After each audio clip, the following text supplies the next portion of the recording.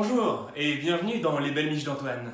Ça fait maintenant plus de 8 heures que les ingrédients mélangés la veille reposent dans un endroit chaud et sec. Le mélange de la veille a entièrement gonflé et moussé. Vous ne pouvez pas savoir comme ça sent bon. L'hygiène est importante afin de ne pas mourir. Si vous suivez ces quelques étapes, vous devriez éviter de vous trouver dans le pétrin. Farinez de manière tout à fait sympathique votre plan de travail.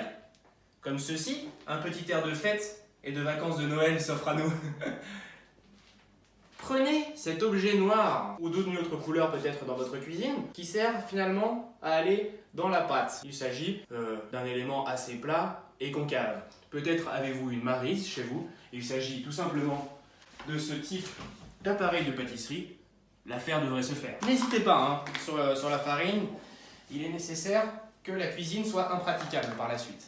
Prenez votre récipient et commencez à écarter la pâte des différents bords. Pour, à terme, vous l'aurez compris je l'espère, faire tomber la pâte sur le plan de travail préalablement fariné.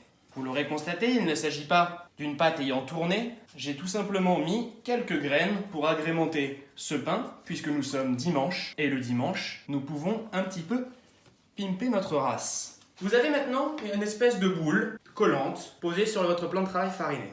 Il va falloir plier 4 fois cette boule sur elle-même pour pouvoir la tendre. Premier côté, vous prenez, vous ramenez. Deuxième côté, vous prenez, vous tirez, vous ramenez.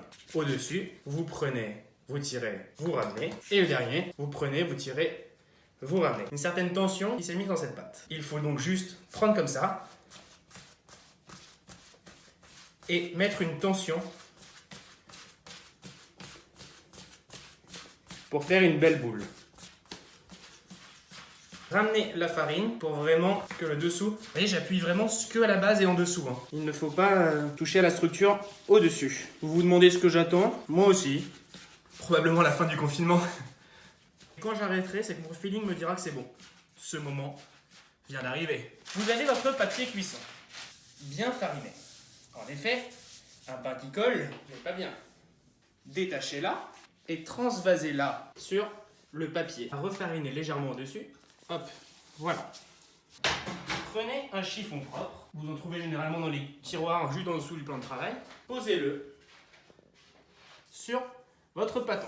Je vous propose de nous retrouver dans 1 heure pour la fin de ce tutoriel. À bientôt. Au revoir. Réglez votre four sur 260 degrés. Voilà. Posez votre plat. C'est là que je vais merde. Voilà.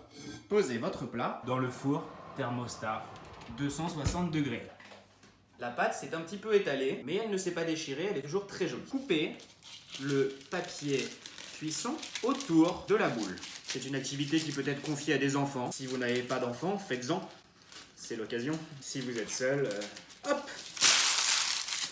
Ce qu'il va falloir faire également, c'est scarifier la pâte. Et oui, les pâtes de pain sont comme des jeunes adolescentes émo.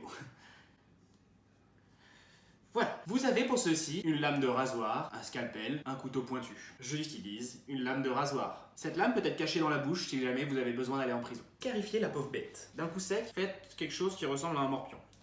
Hop, hop, hop, et hop. Je m'en vais de ce pas déjà baisser la température à 240 degrés. Le plat à préchauffer également avec dans le four.